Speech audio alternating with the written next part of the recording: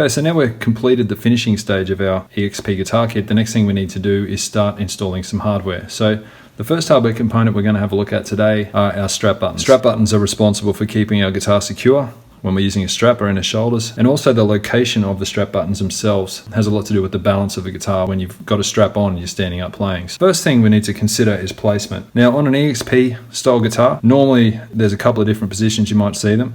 You might see the strap button on the bottom halfway or about a third of the way down, and the front strap button you might see on this top horn, or alternatively you will also often see it positioned just here in the center of the neck heel. Now I'm not as big a fan of that myself, because I feel like the strap, it's almost getting lifted when it's coming across that part of the body, but a lot of people do favor that, so something to keep in mind. I'd suggest just researching what's going to be ideal for you. In this case we're going to install the strap buttons a third of the way down from the top of the guitar and center of that top horn. So you might be wondering why I've got green tape on the guitar. The tape's used basically to mark instead of marking directly onto the timber. So if you've got a lead pencil, for instance, and you need to make a mark for some measurements, just use some low-tack painter's masking tape. Make sure you get the low-tack stuff. It won't remove any finish when you're taking it off. In any case, so we're going to work on this one about a third of the way down and this one in the center of this horn. So first thing we need to do is get an approximate measure. So we're about 40 centimeters. So I'm going to come down about 15 centimeters from this top, and I'm going to pretty much just eyeball center here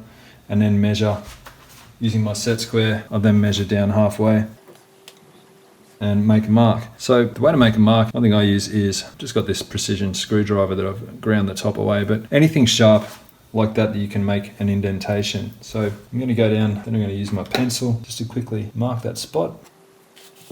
Then I'm going to indent that spot, and then I can remove my tape. I'll do the same thing on the other side. Now the body, when I said 20 before, the depth of these bodies is generally 40 mil. So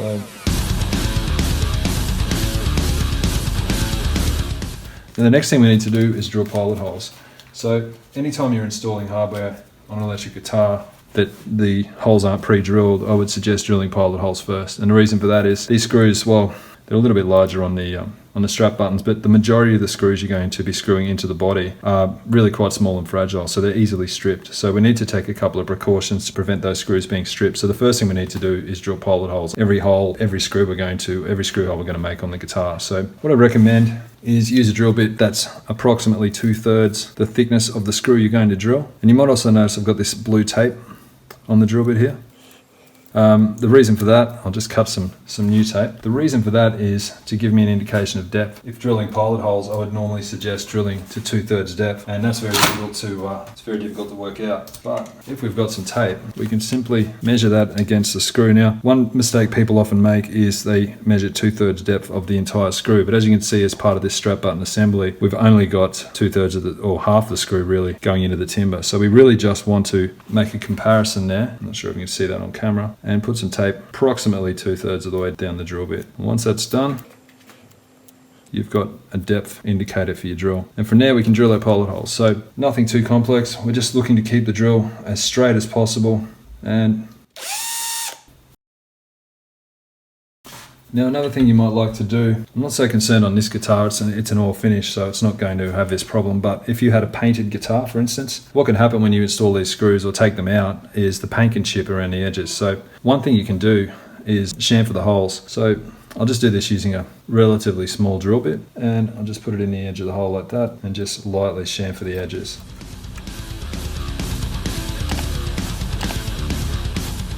Just a quick tip with your truss rod cover installation.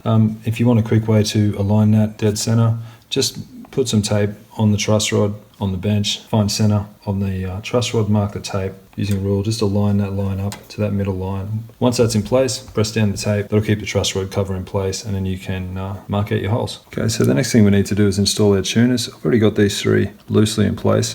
So basically this is a set of 6 inline tuners, so we don't need to separate them out from left to right or anything like that. They're not staggered posts either, so the order doesn't really matter. So it's simply just a case of the washer going on first, followed by the bushing, and just hand tightening.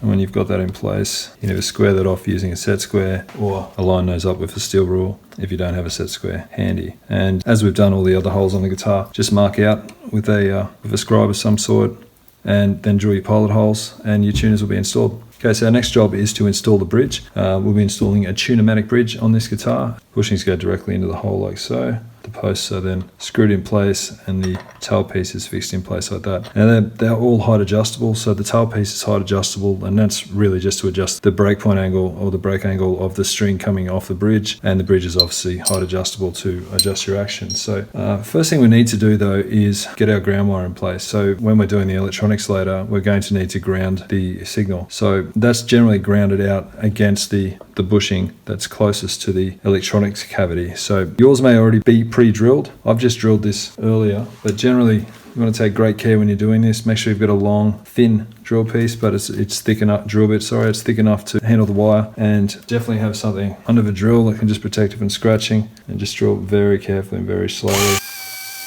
Basically what you're trying to do is drill into this rear electronics cavity. As you can see, got the hole just coming in just there. But again, be very careful with that, and use as long a drill bit as you can manage. Once you've got that hole drilled, you'll need to find there should be one lone wire in your package, and that's generally that ground wire. You'll just thread that through there for now. And from here we need the bushing to sit hard up against it. So bend that back from now. Little hook at the end. Just slowly feed it through while you're pushing and you're bushing. Now they'll sometimes be quite firm. Sometimes you've got to get them in by hand. If you need to give them a little bit of encouragement, obviously first definitely unscrew them. They'll often come like this. And definitely use something between a hammer and the top just to protect the top, or use a rubber mallet. Of course, before that, just clean the holes out as well. You may find there's just some gunk that's built up in there from the finish if you didn't mask well, and you can normally clean it up.